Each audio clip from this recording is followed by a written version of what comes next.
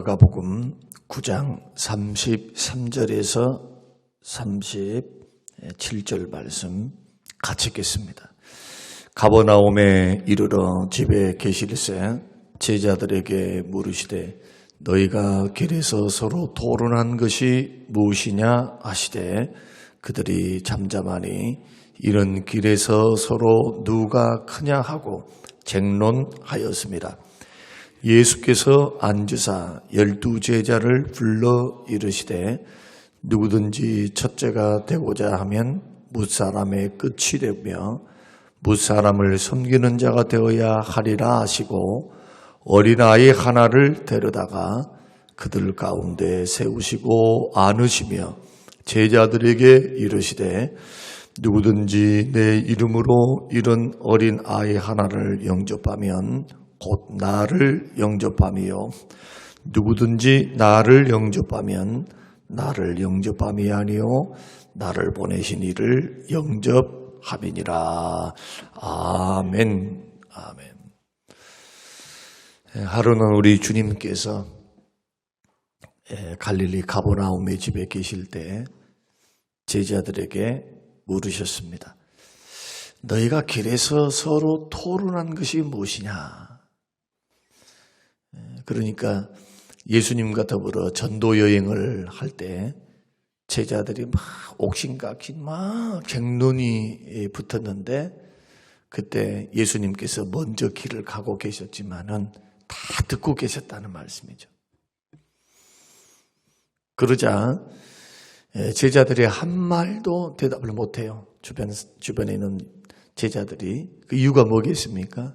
네가 크냐 내가 크냐 그 논쟁을 하고 있었기 때문에 예수님께서 왕위를 차지하시고 로마의 정권을 물리치시고 유대나라의 왕으로 등극할 때 이 가운데서 12 제자 가운데 누가 제일 1등이냐 이런 유의 논쟁을 벌이고 있었다는 것을 우리가 알 수가 있습니다. 그 논쟁 소리를 들으신 우리 주님께서 집에 계실 때 딱 앉으셔서 12 제자를 다 부르셨습니다. 그리고 그들에게 영적으로 풀어주시면서 하나님 나라에서는 이게 중요합니다. 이제 하나님 나라에서는 정말로 큰 사람, 위대한 사람이 누구인가? 자, 어제 제가 그리스도 심판대 앞에 서게 되리라. 주님이 그때 우리가 선악간에 행했던 일들을 따라 몸으로 받기 위해서 우리들이 그리스도의 심판대 앞에 선다. 일한 대로 갚아주리라. 많이 맡긴 자에게 많이 달라 하리라.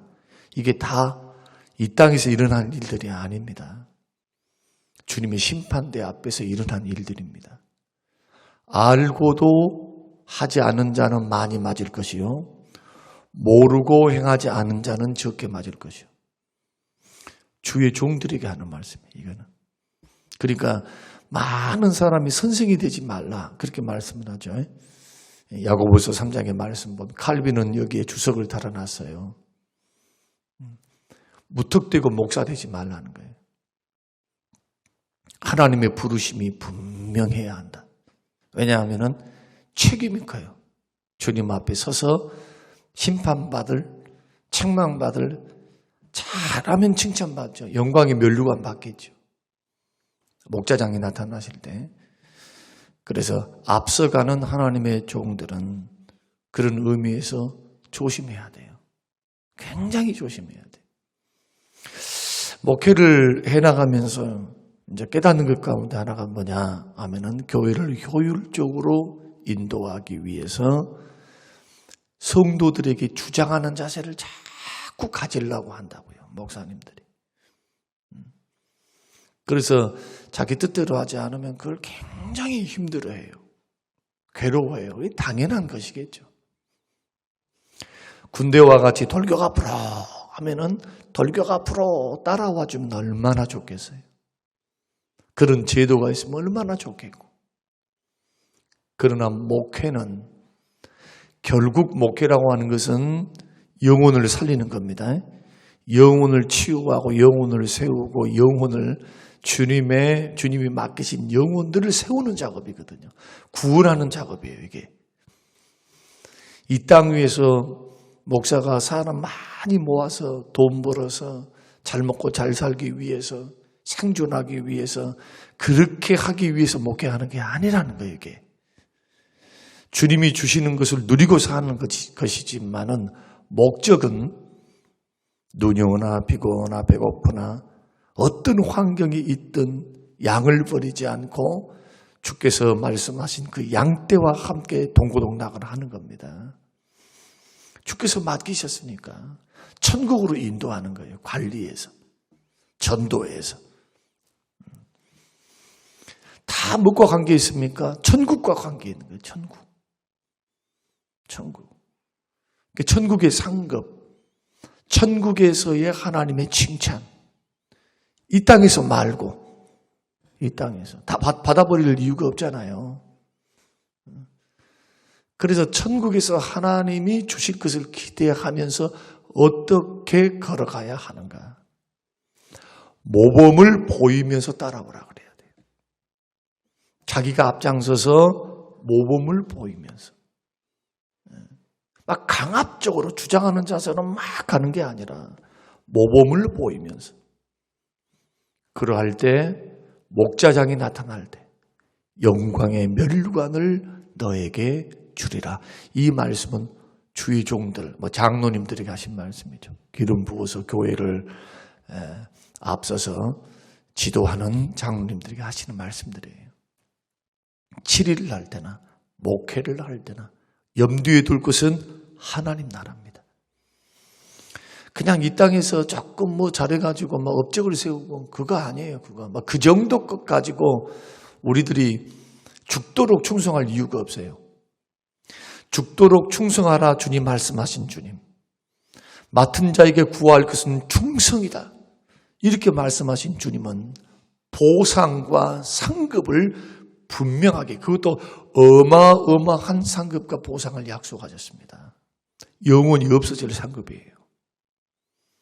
그래서 성경을 읽게 되면 그 성경을 알고 천국을 알고 미래의 주가 주실 그 영광스러움을 아는 사람들은 히브리서 11장에 있는 하나님 나라를 알고 주님을 알고 주님으로부터 계시를 받은 주의 종들은요, 한결같이 믿음으로 살았어요. 조금 더 먹겠습니다. 더 잘 살겠습니다. 이 땅에서 더 행복하겠습니다. 그런 식으로, 그런 가치를 갖고 안 살았다는 거예요. 이런 사람은 어떻게 세상이 감당하냐고요. 핍박과 고난이 그 사람들의 믿음을 굴복시킬 수 있겠습니까? 천국 소망하면서 목숨 걸어버리는데. 그래서 우리는 이런 부분들에 대한 인식이 너무 약해요. 그것을 옛날식으로 쉽게 말하면 그냥 옛날 구닥다리 이야기로 생각한다고. 이게 현실적으로 와닿아야 될 텐데. 십자가가 현실이고 구원이 현실이며 천국이 현실이며 영원한 상급이 현실이며 죽음도 현실이에요. 성경을 읽으면 성령께서 자꾸 이것을 일깨우시잖아요. 그러니까 성경을 안 읽는 사람들의 신앙의 각성이 일어나지 않습니다. 그리고 성경을 읽을 때 성령의 역사, 성령의 도우심, 성령의 조명해 주심, 성령의 깨닫게 하심을 우리들이 사모할 때 성령께서 각성을 일으키세요. 말씀을 읽을 때. 이런 각성들이 일어나야 돼요. 자꾸. 그래야 세상 허탄한 것 바라보면서 코가 석자나 빠지지 않고 쓸데없는 욕심 내려놓을 수 있어요. 조금 손해봐도 주께 맡기고 오히려 감사할 수 있다니까요. 채워주실 줄로 믿고. 내가 손해봐버렸어. 내가 억울해. 억울해서 못 살겠네. 자살해본다거나 화병으로 죽어버린 것이 아니고 그조차도 하나님의 섭리 속에, 하나님 다스림 속에 있는 하나의 사건으로 알고 주를 신뢰하는 거죠. 저는 주를 믿나이다. 주 예수님을 믿나이다. 도우심을 믿나이다. 이런 사람들에게 고난을 이기고 소망을 가지고 이 세상을 살아갈 수 있어요. 여러분들에게는 천국이라고 하는 인식이, 하나님 나라라고 하는 인식이 어느 정도이십니까? 이 부분을 생각하셔야 돼요. 그러니까 제자들은 이 땅에서 예수님이 등극하면은 내가 한 자리 차지하겠다. 그런 마음으로 예수님 따라다니는 거예요. 그러니까 지금으로 말하면 예수 믿으면은 자가용도 사고, 예수 믿으면 결혼도 잘하고, 예수 믿으면 잘 먹고 잘 살고, 예수 믿으면 뭣도 잘하고 이것도 잘하고, 예수 믿으면 한몫 단단히 챙기려고 막 연구한 거예요. 그래서 자기 직장이고 처자식이고 다 버려두고 예수님 또 쫓아다니는 거예요. 왜? 메시아니까. 어떤 메시아? 부자 되게 하신 메시아. 권력 주실 메시아. 잘 먹고 잘 살게 하실 메시아. 출세시켜 주실 메시아. 제자들은 지금 그 연구요. 근데 오늘 본문의 배경이 뭐냐? 예수님이 마지막 유월절을 앞두고 하신 말씀이에요. 그러니까 예수님께서 마지막 이제 공생의 3년이 다 맞춰져서 곧 십자가에 못 박혀 죽으심 그 앞두고 있는데도 3년 동안 예수님을 보고 배우고 그 말씀을 듣고 기적을 보고 능력을 체험하고 살았음에도 뭘 못한 겁니까? 영의 눈이 열리질 않는 거예요. 영의 눈이. 그래도 이 땅 예수님은 계속 말씀하셨거든. 천국은 맞지, 하나님은 세계는 맞지, 하나님의 통치하심과 다스림이 천국인데 현재 임하신 주님의 다스림은 이렇다. 이것이 자연적으로 어디로 이어집니까? 영원한 천국, 신천 신지 새 예루살렘이라고 성경이 말씀하시는 영원한 천국으로 이어지거든요. 영적으로 풀어서 설명을 해줍니다. 너희들의 섬김은 너희들이 주를 섬기고 교회를 섬기고 이웃을 섬기는 이 모든 것들은 무엇과 관계가 있다? 하나님 나라와 관계가 있다. 하나님 나라에서는 그러죠. 그러니까 우리의 시각은 교회다, 교회에서 누가 큰가 이 연구하지 말고, 여러분 아셨죠? 교회에서 내가 크네 어쩌네, 내가 뭐 나는 우리 교회에 존재감도 없어, 막 이러지 말라 이게. 30년 믿어놓고 어느 정도로 믿었으면 그렇게 사람들이 인정을 안 해주겠습니까? 심고 거두는 법칙으로 생각한다면 자기가 반성을 해야지. 그러죠? 아니 주께서 겸손히 섬겼으면 주님이 왜 안 높여? 주님이 높여주신다고 하시는데 겸손하게 섬기면 주께서 높여주께서 베드로전서 말씀 보면 그건 연구는 안 하고 자기가 했던 것만 생각합니다. 그런데 어떻게 섬겼는가에 대한 생각을 안 한다고. 섬기는데 맨날 말 물어내고 상처나 쫓았고 그런데 누가 그걸 인정하겠어요? 반대로 우리의 섬김이 천국에서 큰 자는 성경에 보니까 두 종류의 사람이에요. 두 종류의 사람. 첫째는 뭐냐 하면은 섬기는 자입니다. 그래서 예수님이 섬기는 자가 천국에서는 가장 큰 자다 하며 어린아이 하나를 딱 데려다가 그들 가운데 세우시고 뭐라고 말씀하시느냐. 37절에 누구든지 내 이름으로 이런 어린아이 하나를 영접하면 곧 나를 영접하며 누구든지 나를 영접하면 나를 영접함이 아니요 나를 보내신 이를 영접함이니라. 왜 어린아이냐? 지금 시대에는 이해가 안 돼. 왜? 애기들이 너무 이쁘거든. 그러죠? 너무 귀하거든요.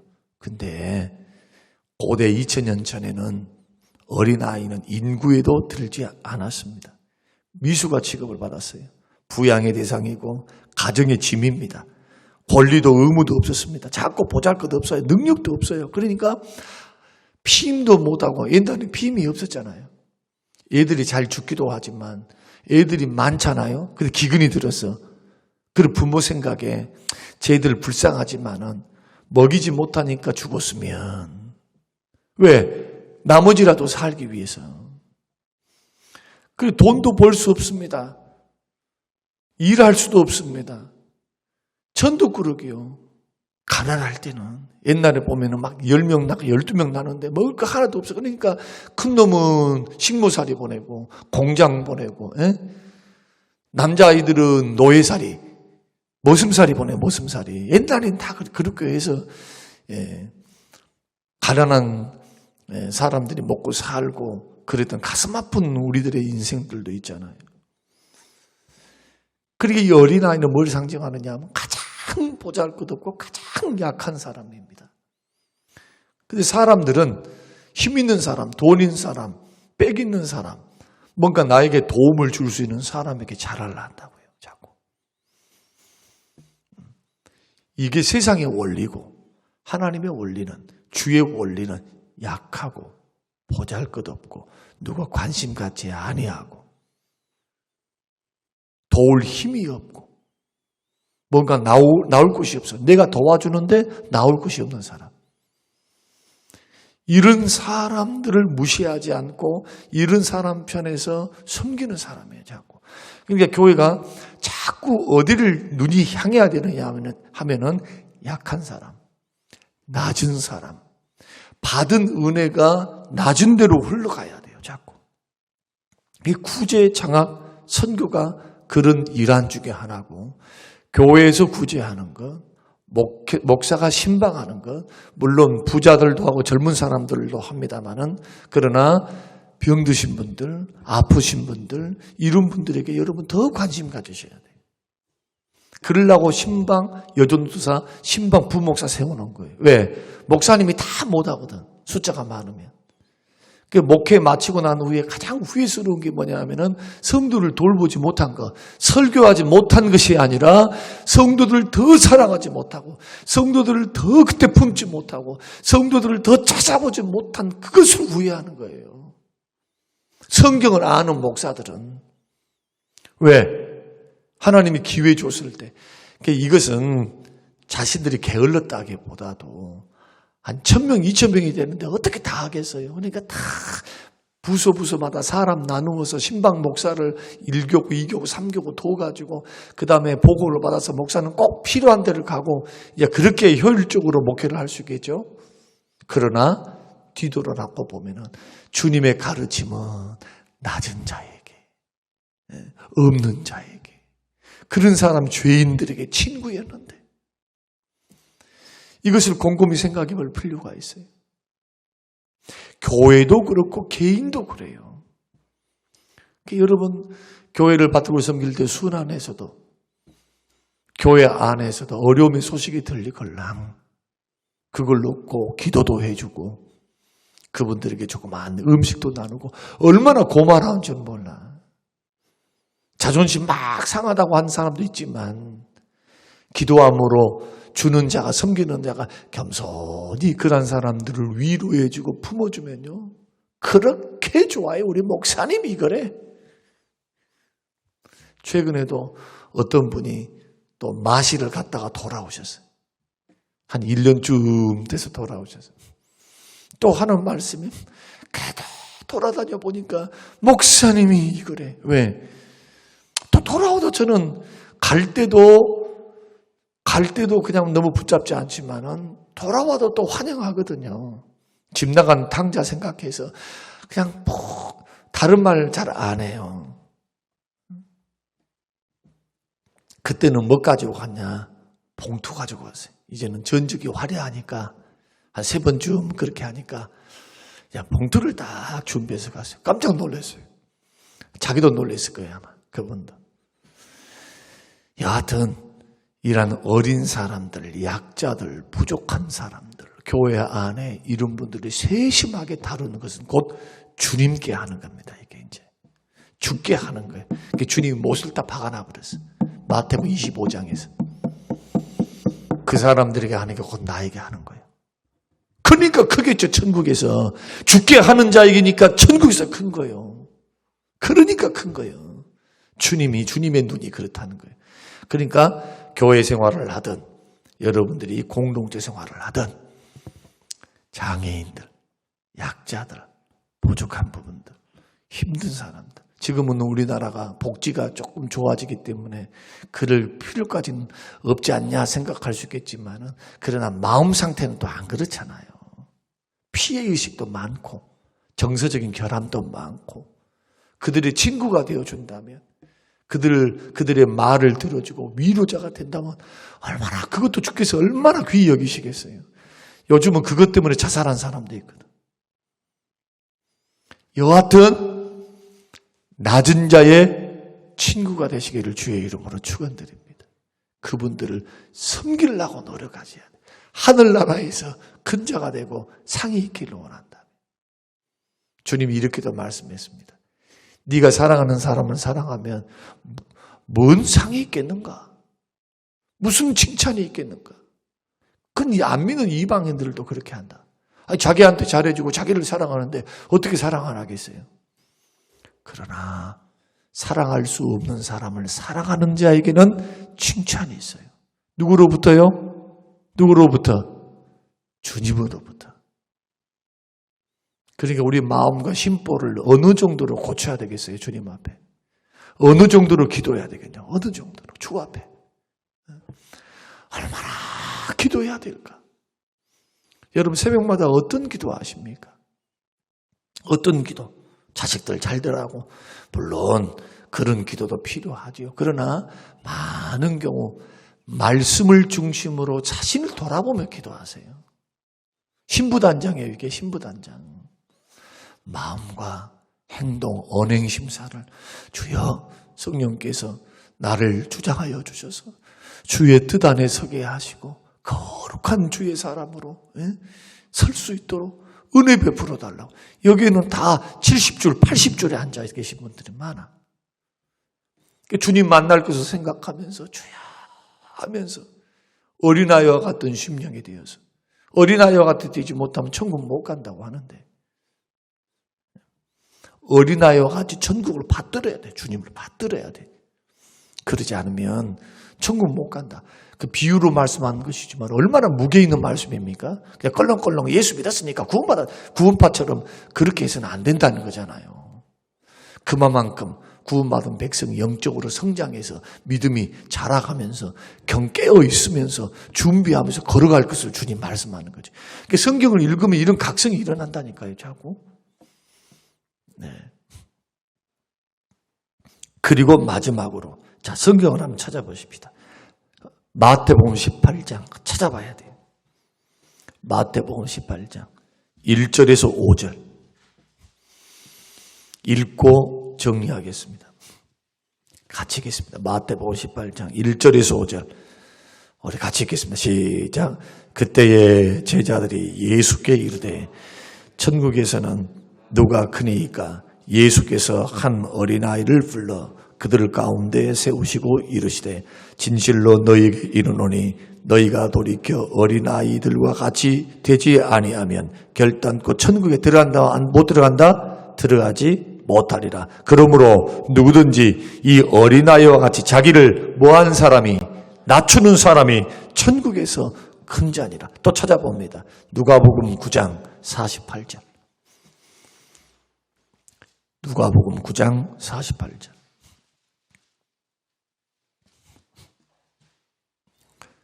시작. 그들에게 이르시되 누구든지 내 이름으로 이런 어린 아이를 영접하면 곧 나를 영접하며 또 누구든지 나를 영접하면 곧 나를 보내신 이를 영접함이라. 너희 모든 사람 중에 가장 작은 그가 큰 자니라. 할렐루야. 결국 자기를 가장 작게 여기는 겸손한 사람, 그러면서도 섬기는 사람, 이 사람이 천국에서 큰 자이고 이런 사람은 천국 못 갈 이유가 없어. 반드시 천국에 들어갈 수밖에 없어요. 이런 사람들. 그래서 예수 믿고 구원받은 우리가 구원이 확실하고 구원에 확신이 있는 사람들은 뭘 또 점검해 봐야 됩니까? 열매를 좀 점검해 봐야 되죠. 나는 지극히 작은 자로 여기는가? 나는 정말 겸손한가? 겸손히 어린아이와 같은 약한 사람들, 보잘것없는 사람들을 나는 섬기는 자인가? 여러분 후회하지 말고 인생 후회하지 말라 이거예요. 착각하지 말라는 거예요. 40년 믿었습니다. 무슨 50년 믿었습니다. 기도했습니다. 그런데 삶의 열매, 인격의 열매를 보면은 이거 되겠습니까? 그런 열매를 가지고는 하나님 기뻐할 수가 없어요. 제가 목사입니다만은 나이가 들어갈수록 저는 기도하고 있어요. 지금 나이가 들어갈수록 예수 닮아가고 말씨도 마음 쓰는 것도 행동하는 것도 말하는 것도 마음도 주여 겸손히 겸손과 온유를 배워서 아니 우리 목사님은 60이 되고 65이 되고 70이 됐는데 우리 목사님처럼 겸손한 목사가 없어. 여러분 제가 은퇴를 딱 하고 난 후에 교회 크게 세웠다는 것 같고 여러분들이 칭찬할 것 같아요. 우리 목사님 정말 사랑 많았어. 우리 목사님 정말 겸손했어. 그것 갖고 칭찬하는 거예요. 그게 상해 그게. 오늘 저와 여러분들이 이제 하나님의 교회를 받들고 섬겨 나갈 때 이 부분들은 중요한 원리, 반드시 제자로 사는 저와 여러분들이 반드시 이루어야 될 수준이다. 영적 수준을 낮추지 마세요. 수준을 높이세요. 할렐루야. 다 높이셔서 이러한 하나님 앞에 큰 자가 되는 것을 소망하면서 부지런히 겸손히 섬기시는 저와 여러분들이 되시기를 주님의 이름으로 축원합니다. 고마우신 하나님 감사합니다. 우리에게 은혜 주신 거 고맙습니다. 우리 자신들을 돌아봅니다. 언행심사가 겸손한지, 나는 힘 있는 사람, 권력 있는 사람만 좋아하는지, 정말 소외되고 약하고 병들고 힘이 없고 발언권이 없고 가난한 영혼들에 대해서는 주여 내가 어떤 판단, 어떤 섬김이 있는지 다시 한번 생각하게 하심을 감사합니다. 어떤 공동체에 가더라도 어떤 모임에 가더라도 주님 약하고 소외된 자의 친구가 되게 하여 주시옵소서. 따뜻한 사랑의 손을 내밀게 하여 주시옵소서. 그들을 위로하게 하여 주시옵소서. 물질로 섬기게 하여 주시옵소서. 마음으로 섬기게 하여 주시옵소서. 예수님처럼 발을 닦으시고 발을 씻어주신 것처럼 존귀한 주님도 그렇게 섬긴 것처럼 내 하나님 섬기는 자리에 언제나 서도록 축복하옵소서. 천국에서 큰 자가 되기를 예수님 이름으로 기도합니다. 아멘.